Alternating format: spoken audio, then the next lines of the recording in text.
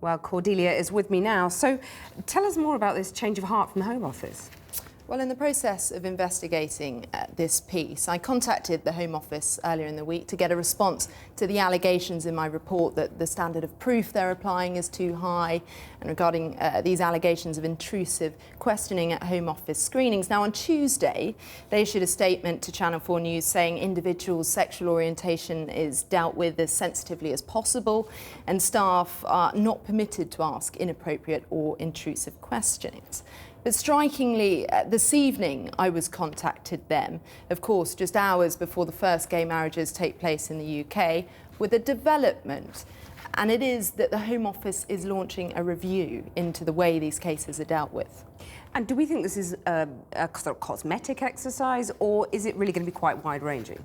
Well, it's very unclear exactly what the detail of this might be and what changes they are considering, but there has clearly been mounting pressure on them and increased allegations against them. The wording and tone is interesting. In it, they say, we seek to establish, through questions about sexual orientation, not sexual behaviour, we need to establish that the risk of persecution is real. It was disappointing, therefore, to discover that we may not have followed our guidance in at least one case, which was brought to the attention of the media recently. Now, this letter is significant. It's been signed off by the Home Secretary, Theresa May, and in the next couple of weeks, I've been told they'll be looking at the possibility of a new model. Cordelia, thank you very much for updating us on that. And I'm joined now from his constituency by the Conservative MP and former Justice Minister, Crispin Blunt. Well, Crispin, this is quite an admission from the Home Office that it failed to follow its own guidance. Do you think it's going to herald a more generous policy towards gay asylum seekers? Well, it certainly should. What's happening has all the hallmarks of Theresa May getting an extremely welcome grip of this. The fact that we were going to have a generous policy was in the manifestos of both coalition parties. It's since been reinforced by a Supreme Court judgment that makes clear that we should be giving asylum to gay people who face persecution back home, and they should not be being expected to be sent back home to live a lie. So I'm delighted by the developments that are taking place today. Since your manifesto that you quote from, though, I mean, the political rhetoric has hardened somewhat, hasn't it? I mean, you could argue that the Home Office officials were simply following the sort of change in the political climate in the Tory party as regards immigration and asylum. Plainly, what has been happening is that UKBA have not been following the proper guidance.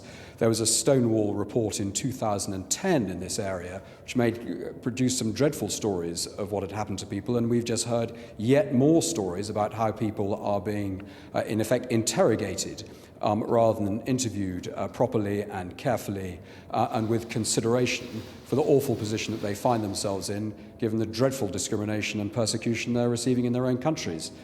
We have a proud record on giving people asylum, and we should be doing so.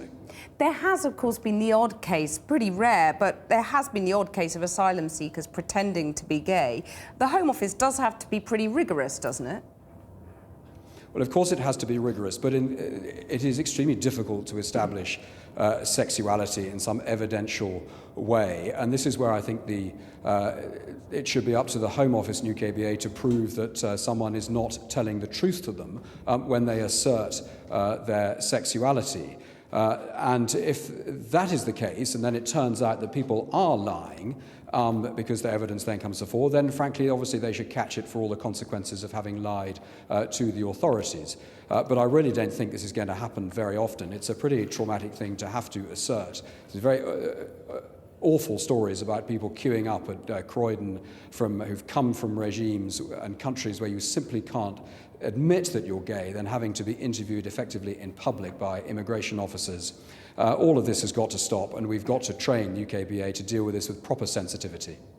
Crispin Blunt, thank you very much for joining us.